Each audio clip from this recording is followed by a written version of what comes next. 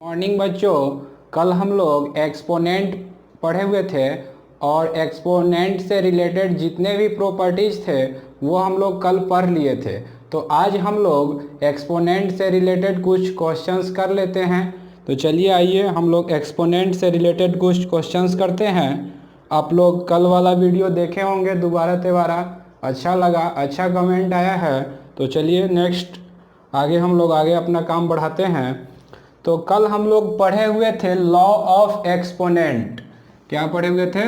Law of exponent.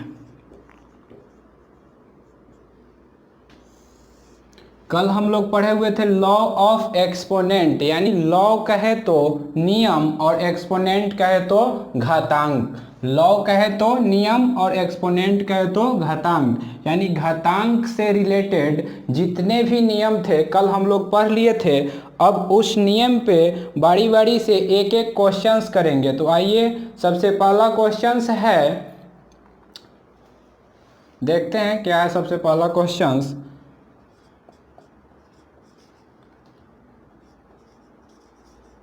Evaluate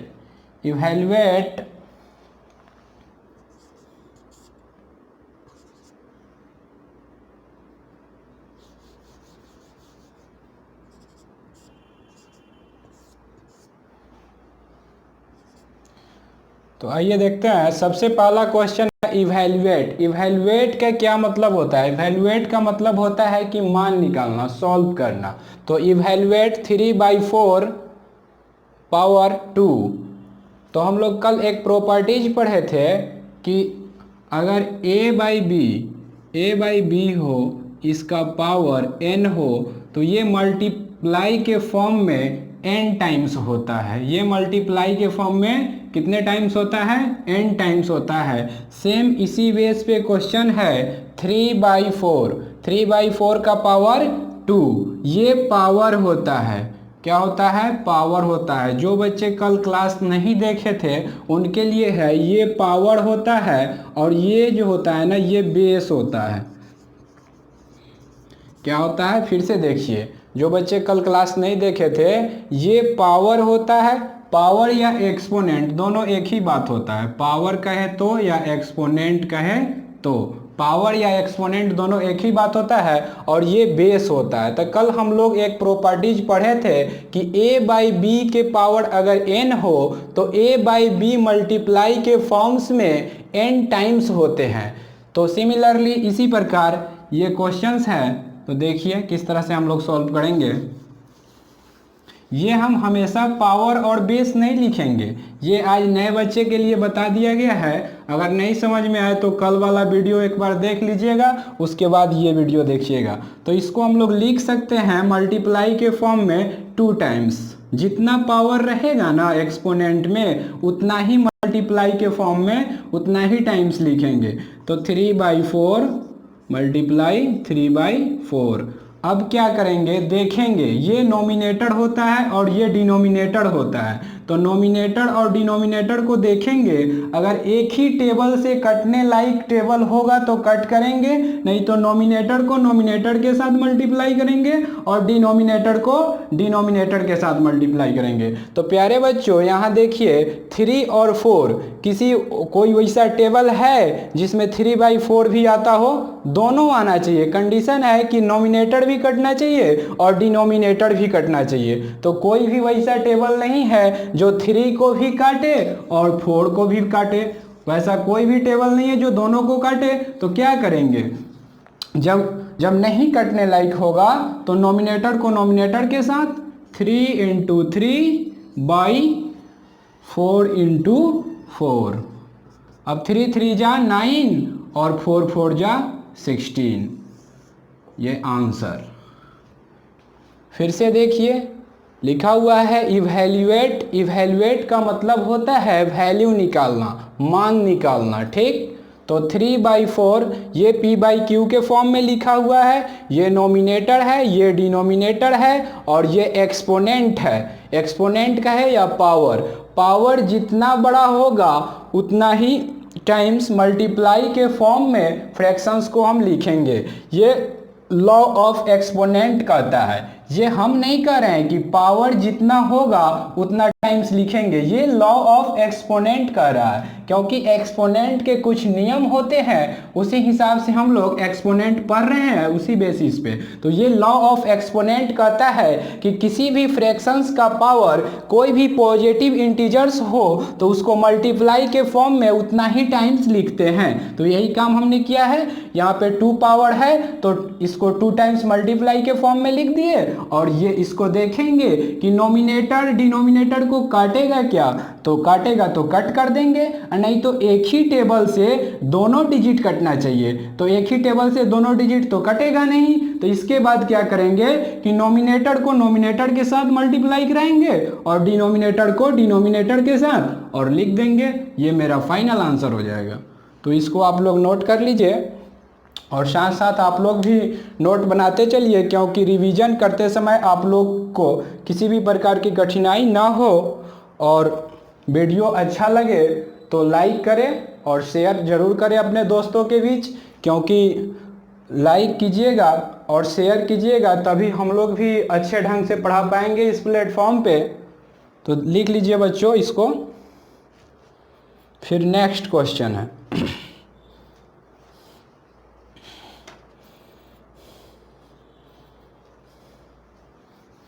हम लोग जितने भी लॉ ऑफ एक्सपोनेंट पढ़े थे उससे रिलेटेड एक एक क्वेश्चन आज करेंगे, और उसके बाद आप लोग को होमवर्क में क्वेश्चन मिलेगा, करके आइएगा। और जो भी प्रॉब्लम होगा आप लोग को कमेंट में लिख करके ज़रूर भेजें, और आप लोग किसी भी बुक से कोई भी क्वेश्चंस अगर प्रॉब्लम हो तो भेज सकते हैं, ठीक है। तो चलिए आइए आगे हम लोग नेक्स्ट क्वेश्चन देखते हैं। 5/6 पावर -2, ठीक है। तो प्यारे बच्चों हम लोग कल लॉ ऑफ एक्सपोनेंट में पढ़े हुए थे कि जिस भी फ्रैक्शंस का पावर निगेटिव हो जाए, एक्सपोनेंट को 2 पार्ट में डिवाइड किया गया है, एक पॉजिटिव एक्सपोनेंट और दूसरा निगेटिव। तो पॉजिटिव का क्वेश्चन हम लोग कर लिए। ये यहाँ पे अगर निगेटिव आ जाए, एक्सपोनेंट या पावर निगेटिव हो, तो इसको फ्रैक्शंस मोड में लिख देते हैं।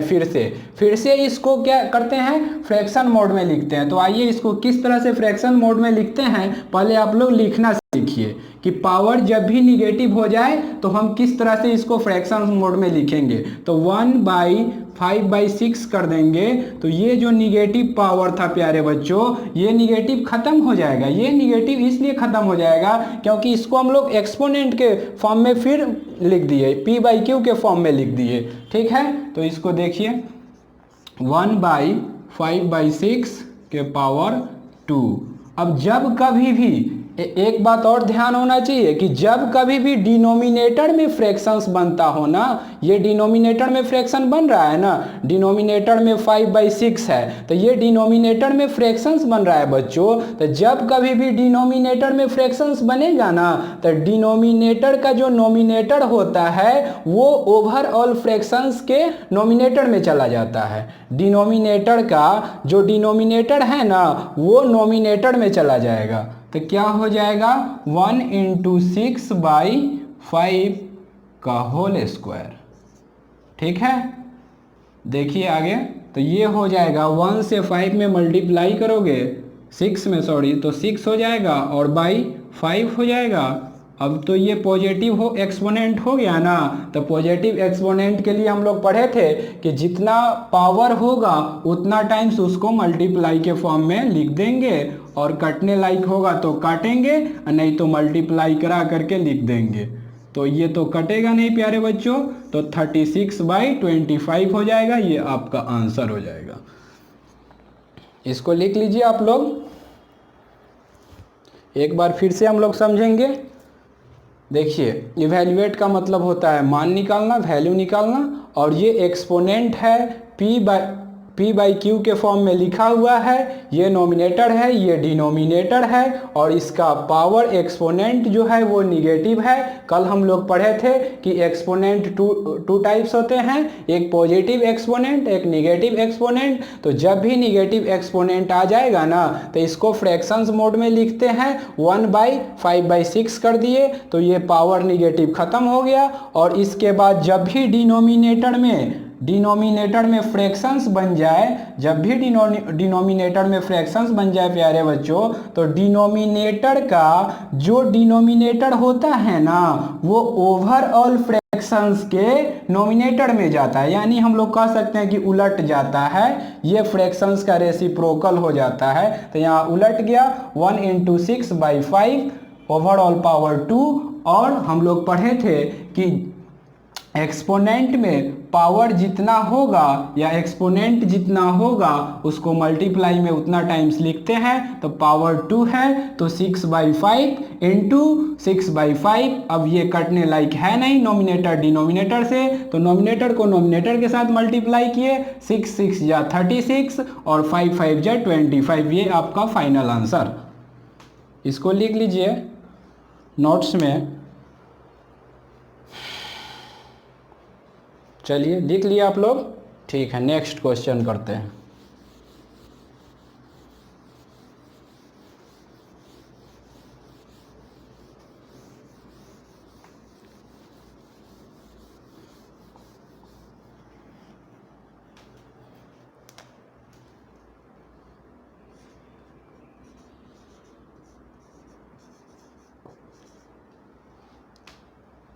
इवैल्यूएट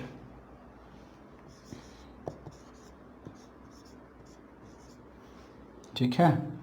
तो हम लोग पढ़े हुए थे लॉ ऑफ एक्सपोनेंट में कि अगर पावर निगेटिव हो जाए तो उसको क्या करते हैं, फ्रैक्शंस मोड में लिख देते हैं, उसको फिर से दोबारा फ्रैक्शंस बनाते हैं तो उसका निगेटिव पावर पॉजिटिव हो जाता है। तो इसको दोबारा फ्रैक्शंस बनाएंगे 4 को, तो 1/4 लिखेंगे और इसका पावर 2 लिखेंगे।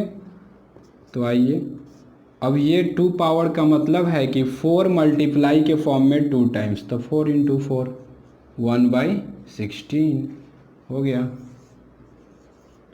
जब कभी भी, फिर से ध्यान से सुनिए बाबू, जब कभी भी एक्सपोनेंट में अगर पावर निगेटिव आ जाए ना, एक्सपोनेंट पढ़ रहे हैं हम लोग, एक्सपोनेंट में पावर निगेटिव आ जाए तो उसको फिर से दोबारा फ्रैक्शंस में लिख देते हैं। फ्रैक्शंस में लिखने का मतलब है कि जो भी फ्रैक्शंस दिया रहेगा उसको डिनोमिनेटर में लिखेंगे, जो भी फ्रैक्शंस दिया रहेगा उसको डिनोमिनेटर में और नोमिनेटर में 1 कर देंगे, तो क्या हो जाएगा, वो निगेटिव एक्सपोनेंट या पावर खत्म हो जाएगा।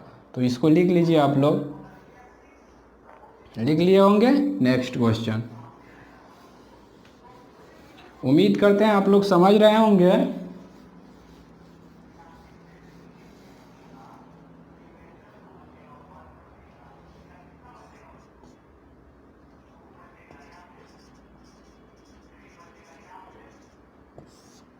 इवैल्यूएट -3/4 का पावर -3। अब देखिए प्यारे बच्चों, इसको कैसे करेंगे। तो अभी आप लोग पढ़े हैं कि अगर एक्सपोनेंट में पावर निगेटिव आ जाए तो उसको क्या करते हैं, उस फ्रैक्शंस को डिनोमिनेटर में लिख देते हैं और नोमिनेटर में 1 लिखते हैं, तो ये निगेटिव पावर जो होता है पॉजिटिव हो जाता है। तो क्या करेंगे, 1/-3/4 पावर 3 लिख देंगे। जब कभी भी एक्सपोनेंट का पावर निगेटिव हो तो क्या करेंगे, उस फ्रैक्शंस को, वो दिए गए फ्रैक्शंस को डिनोमिनेटर में लिखेंगे और नोमिनेटर में 1 लिखेंगे, तो ये जो निगेटिव पावर होगा कैंसिल हो जाएगा, पॉजिटिव हो जाएगा। और इसके बाद एक्सपोनेंट का रूल होता है कि अगर डिनोमिनेटर में फ्रैक्शंस बनता हो तो क्या होता है कि डिनोमिनेटर का जो डिनोमिनेटर होता है ना वो ओवरऑल फ्रैक्शंस के नोमिनेटर बन जाता है। तो इसको हम लोग लिख देंगे 1 × 4/-3 का पावर 3।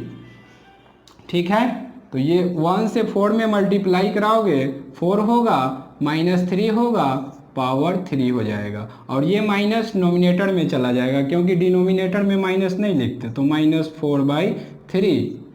अब ये एक्सपोनेंट या पावर 3 है तो -4/3 मल्टीप्लाई के फॉर्म में 3 टाइम्स होंगे, ये एक्सपोनेंट लॉ कहता है। तो -4/3 इंटू -4/3 इंटू -4/3। अब इसको मल्टीप्लाई करा के लिख दीजिए या इतना ही छोड़ दीजिए, दोनों आंसर फुलफिल करेंगे। तो सबसे बेटर होगा प्यारे बच्चों कि इसको मल्टीप्लाई करा दे। तो 4 4 जा 16 और 16 4 जा 64, तो -64, 3 3 जा 9, 9 3 जा 27। इसको आप लोग समझ गए होंगे, तो इसको लिखिए प्यारे बच्चों। और वीडियो अच्छा लगे तो चैनल को सब्सक्राइब करें और शेयर ज़रूर करें, जितना से जितना हो उतना शेयर कीजिए आप लोग, ताकि हम लोग को भी पढ़ाने में मन लगे। आप लोग जितना ही शेयर कीजिएगा, जितना ही दोस्तों को जोड़िएगा, उतना ही हम लोग अच्छे से पढ़ाएंगे और पढ़ाने में भी मन लगेगा। क्योंकि बच्चा देखता है, क्लास में बच्चा बैठ कर के देखता है तो आदमी को, टीचर्स को पढ़ाने में भी मन लगता है। और बच्चा ही नहीं रहेगा तो हम लोग किसको पढ़ाएंगे। इसलिए आप लोग वीडियो को जितना से जितना शेयर कीजिएगा उतना ज़्यादा फ़ायदेमंद होगा इस लॉकडाउन में। और इससे ज़्यादा बेटर क्या होगा कि इस लॉकडाउन में आप लोग अपने घर पे रह के ही एक बेस्ट फैकल्टी के साथ अपना प्रिपरेशन कर रहे हैं, बिल्कुल फ्री ऑफ कॉस्ट। कोई चार्ज नहीं है, बिल्कुल फ्री पढ़ सकते हैं आप लोग। और एक बार नहीं, वीडियो को जितना बार आप लोग देखना चाहे उतना बार देख सकते हैं। ये इशू नहीं है कि वीडियो को हम लोग एक ही बार देख सकते हैं, 2 बार देख सकते हैं। जितना बार आप लोग सरवाइव कर लो, जितना बार देख लो। एक बार में नहीं समझ में आए 2 बार में देखो, 2 बार में नहीं समझ में आए 3 बार में देखो। अगर और जो भी प्रॉब्लम हो कमेंट करो, कमेंट में प्रॉब्लम लिख करके भेजो, उसका सॉल्यूशन किया जाएगा। लेकिन प्यारे बच्चों, क्लास रोज़ अटेंड करो, रोज़ पढ़ो, ईमानदारी से पढ़ो। ईमानदारी होनी चाहिए, ईमानदारी सबसे बड़ी चीज़ है।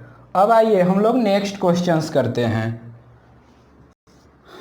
नेक्स्ट क्वेश्चंस है 4/6 पावर 2 मल्टीप्लाई 4/6 पावर 8। तो ध्यान दे प्यारे बच्चों, हम लोग एक प्रॉपर्टीज पढ़े हुए थे कि P/Q पे power n into m power m और P/Q पे पावर n।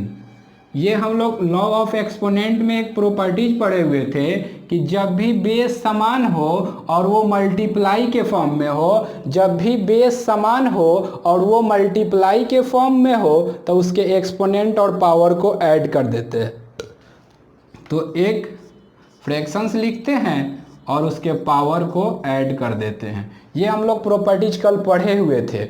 अगर जो बच्चे आज नए होंगे उनको यहाँ से नहीं समझ में आ रहा होगा, तो वो सबसे पहले क्या करेंगे, कल वाली क्लास को देखेंगे ताकि वो प्रॉपर्टीज को फॉलो कर पाए, लॉ ऑफ एक्सपोनेंट को फॉलो कर पाए और उसके बाद क्वेश्चंस पे आएंगे। नहीं तो उनको नहीं समझ में आएगा। सबसे पहले वो फर्स्ट क्लास देखेंगे, फर्स्ट लेक्चर देखेंगे, उसके बाद आएंगे यहाँ पे। तो ये हम लोग कल पढ़े हुए थे कि किसी भी एक्सपोनेंट का अगर बेस सेम हो और वो मल्टीप्लाई के फॉर्म में हो, तो उसके पावर या एक्सपोनेंट पावर को क्या करते हैं, ऐड कर देते हैं। तो प्यारे बच्चों देखिए, यहाँ जो है ये बेस है और ये पावर है, ये बेस है और ये पावर है। क्या ये बेस इक्वल है? हाँ, तो बेस तो इक्वल है। यहाँ भी 4/6 है और यहाँ भी 4/6 है। तो हम लोग एक बेस को लिख लेंगे 4/6 और उसके पावर को ऐड कर लेंगे। पावर कितना हो सकता है, कोई भी पॉजिटिव इंटीजर्स हो सकता है। पावर कोई भी पॉजिटिव इंटीजर्स हो सकता है। इसके लिए कोई लिमिट नहीं है कि यहाँ 8 ही होगा और यहाँ 2 ही होगा। कोई भी पॉजिटिव इंटीजर्स हो सकता है। तो आइए 4/6 और 2 को 8 में ऐड करेंगे तो 10 होगा। ये ओवरऑल 4/6 के पावर 10। आपका आंसर तैयार।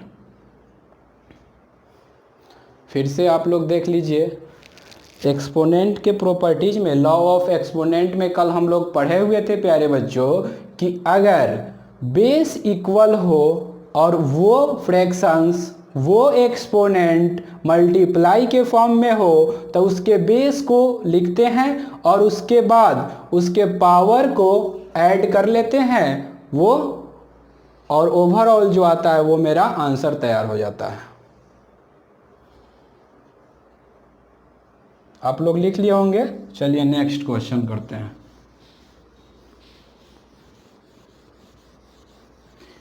एक क्वेश्चन और लास्ट हम लोग करेंगे, उसके बाद होमवर्क में कुछ क्वेश्चंस दिया जाएगा, आप लोग करके आइएगा। और जो बच्चे आज नया नया वीडियो को देख रहे होंगे उनके लिए आग्रह है कि वो कल वाला क्लास ज़रूर देखें, क्योंकि लॉ ऑफ एक्सपोनेंट जब तक वो नहीं समझेंगे क्वेश्चंस उनको समझ में नहीं आएगा।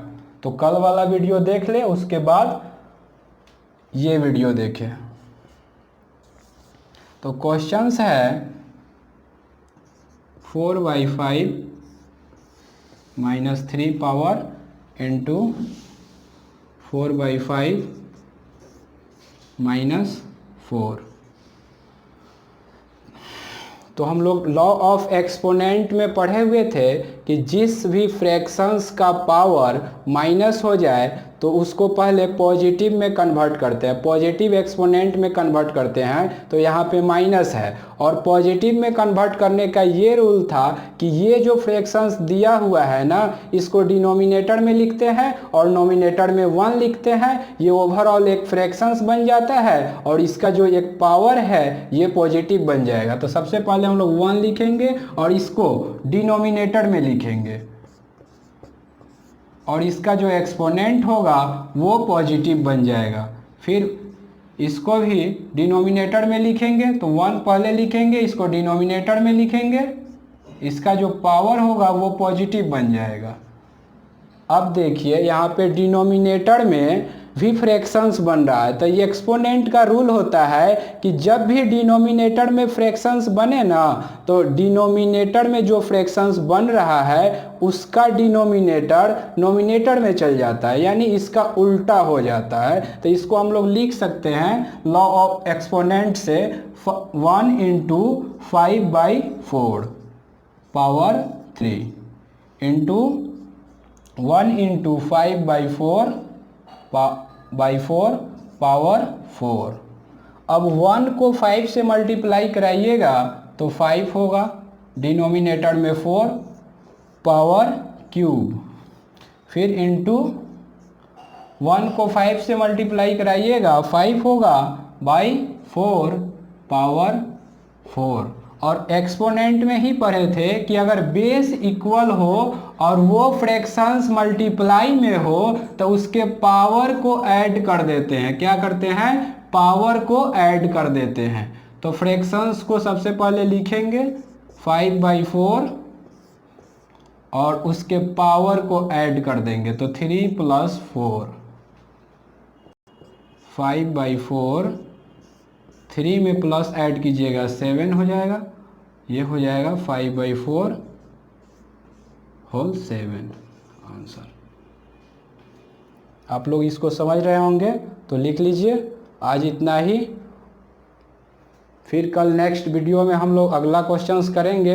अभी और प्रॉपर्टीज जो बाकी रह गया उस पर एक एक क्वेश्चंस करेंगे, उसके बाद एक्सरसाइज बनाएंगे। और आप लोग जितना हो सके उतना शेयर कीजिए, लाइक कीजिए, ताकि और सब्सक्राइब भी कीजिए ताकि अगले वीडियो का नोटिफिकेशन आप तक पहुंच पाए और आप घर बैठे अपने प्रिपरेशन को एक अच्छे तौर से कर सके।